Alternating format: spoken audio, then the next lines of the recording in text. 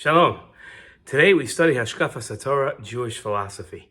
We're going to examine exactly what it means when Moshe asked God to understand God, to see God.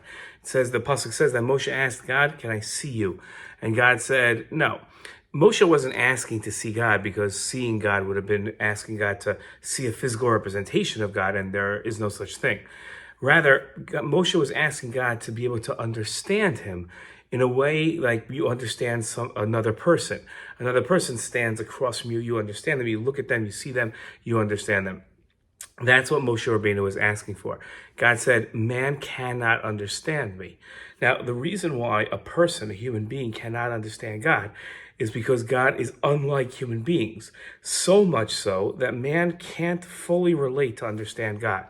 Now, does that mean that we can't form a relationship with God? After all, if we can't understand God, how can we have a relationship with God?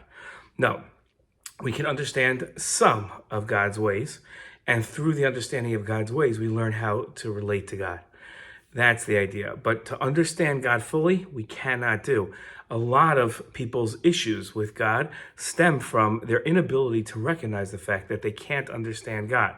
If they accepted that fact, if with modesty and humility, they recognize that they're not going to be able to understand God, they'd have an easier time relating to God. And that's really our first step in relating to God as well. Shalom.